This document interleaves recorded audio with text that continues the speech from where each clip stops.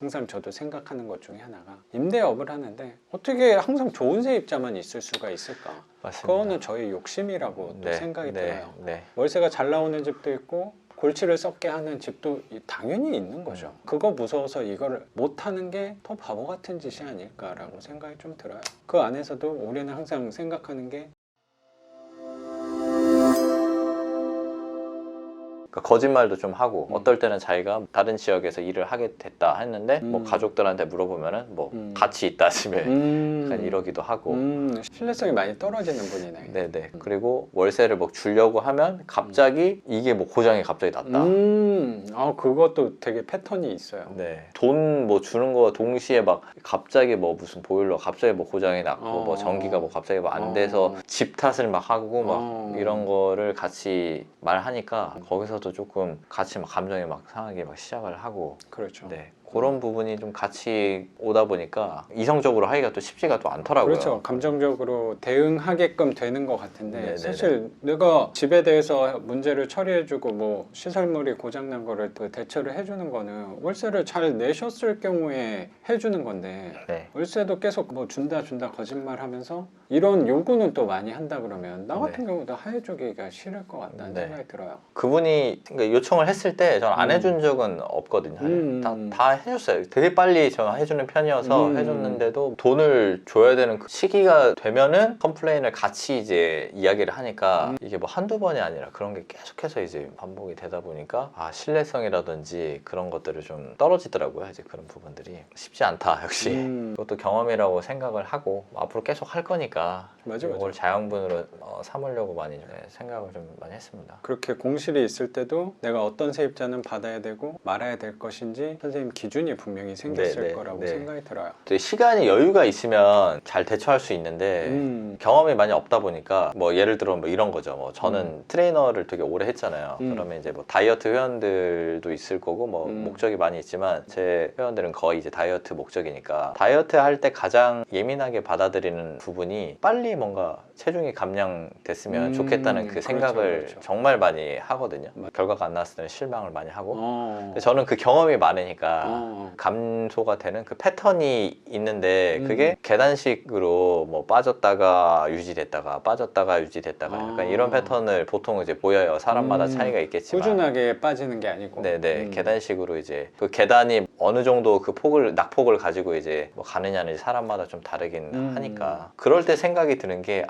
다이어트 할 때 가장 유리한 직군이 백수다 이런 생각이 좀 들더라고요. 그게 무슨 얘기예요? 시간이 많으면 내가 조급해하지 않아요. 빠지는 거에 대해서 되게 직장을 다니면서 운동을 하거나 다이어트를 할 때는 뭐 회식도 있고 뭣도 있기 때문에 되게 조급해진단 말이에요. 나 이때 빨리 빼야 되는데 나 빨리 이 돈 지불했으니까 빨리 뭔가를 좀 결과를 봐야 되는데 약간 조급하면은 무너지기가 되게 쉬운데 시간이 되게 많고 여유가 있으면 자유로울 수 있어요.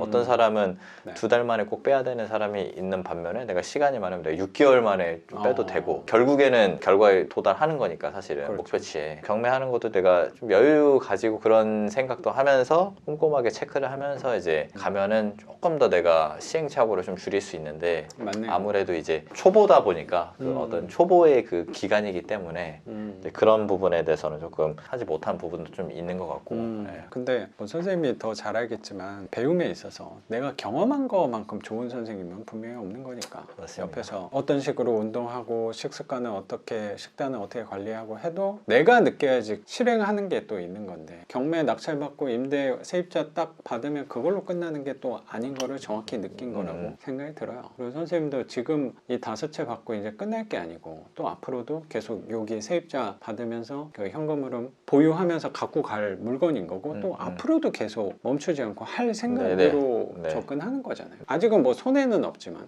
괜히 마음이 월세가 1달, 2달 밀리니까 불편한 것 뿐인 거지. 그래도 악착같이 지금 잘 받아내고 있잖아요. 네, 정말 우주 끝까지 제가 받아낼 생각으로 일단 그러니까.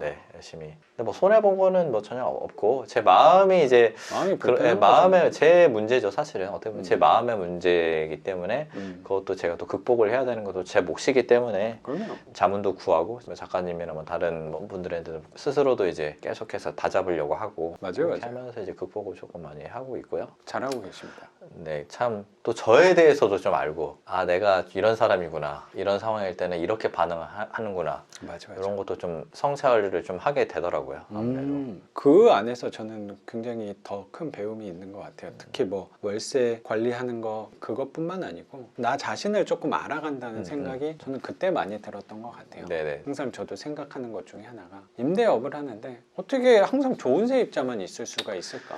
맞습니다. 그거는 저의 욕심이라고 또 네, 생각이 네, 들어요. 네. 월세가 잘 나오는 집도 있고 골치를 썩게 하는 집도 당연히 있는 거죠. 그거 무서워서 이거를 못하는 게 더 바보 같은 짓이 아닐까라고 생각이 좀 들어요. 그 안에서도 우리는 항상 생각하는 게 대응하는 거잖아요. 그러면 그거에 맞게 또 행동을 취하면 된다고 생각해요. 네네.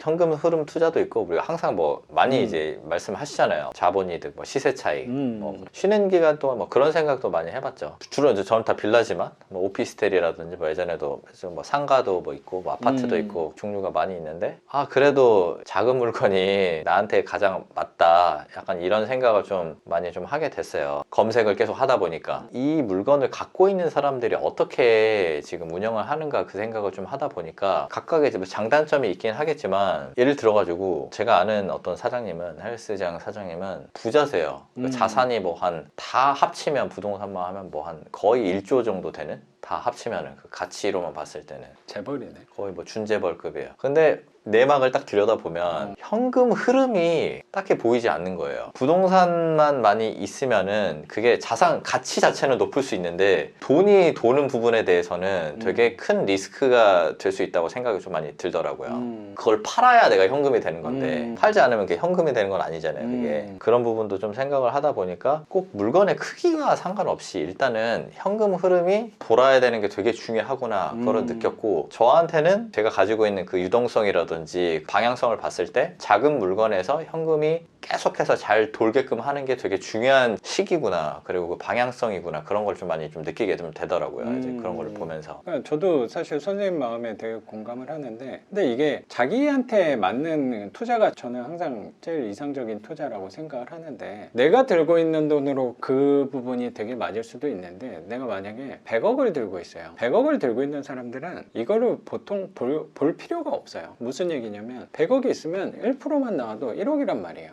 그렇죠. 그 사람은 그냥 안정적인 투자가 더 좋은 거고 어쩌면 더 편안한 투자가 더 좋은 걸 수도 있으니까. 근데 어째 우리는 1%를 내면 안 되거든요. 그렇죠. 네.